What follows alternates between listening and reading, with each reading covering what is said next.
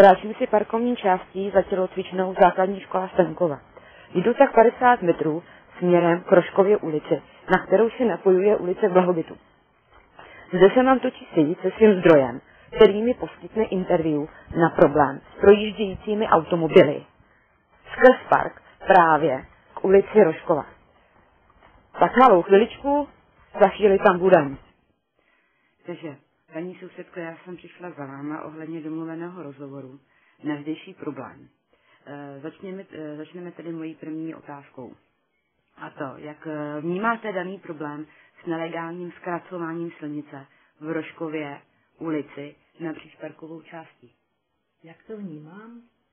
Velice negativně, protože já si představuju pod pojmem arboretum, že to bude klidné místo, kde si budou moct lidi klidně procházet, maminky s dětma, že si tady sednou, děti si tady budou moct běhat, starý lidi si s pejskama tady můžou být, bez ohledu na to, aby museli hlídat, aby je někdo neporazil.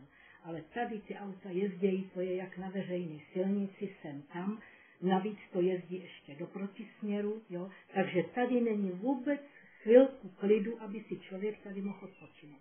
Nevím, proč tady jezdí, když z druhé strany je zákaz vjezdu. Tam je cedule zákaz vjezdu mimo obsluhy. Jo? To je špatná značka. Já jsem kvůli tomu byla na magistrátu, aby tam dali mimo zásobování, protože tu obsluhu si zřejmě každý vykládá po svým. A vozejí si děti do školky, do družiny i do školky tadyhle v kulturáku. Ty děti do školy vůbec není potřeba, aby je vozili tadyhle. Tam je Československé armády ulice, Staňkova ulice, kde je můžou vysadit a mají to do ty družiny 20 metrů. Když to přeženu, to není 20 metrů k ty brány, že jo. Proč oni musí jezdit těma autama tam k tomu zajíždět a jedou do parku a pak jedou tady tudy. Jedou sem a někteří jedou i do protisměru. Kde máme policajty, kteří by tohleto hlídali, kteří nám mají pomáhat a chránit nás? Kde jsou? Já už ani nevím, jak uniforma policajta vypadá. Tady už jsem neviděla policajta, ani nepamatuju. A kdo to má hlídat? My lidi se máme tady s nima hádat. Já, když jsem je tady zastavovala, tak na mě ukážou prostředníček. Chlapi.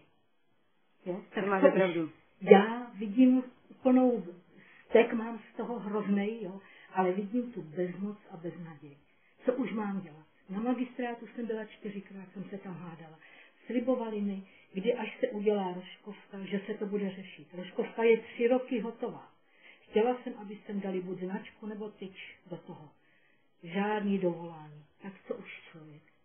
Bezmoc. Úplná bezmoc. Takhle to vidím.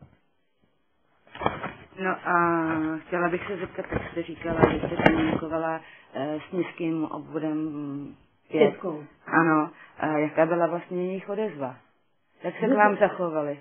Oni nás vyslechli, dokonce se tam jednou byla i s jednou pejskařkou, jsme se domluvili, protože říkala, helejte, já jsem mi říkala, že už jsem tam byla 2krát a že nevidím žádnou nápravu. A ona, tak já půjdu s vámi a když budeme 2 třeba to, tak nás vyslechli, jo, paní se tam začala hrozně rozčilovat, ty začali okřikovat, jo, proč se rozčiluje a to, ona no bude, když se nerozčilovat, protože nemáme nikde žádný dovolání.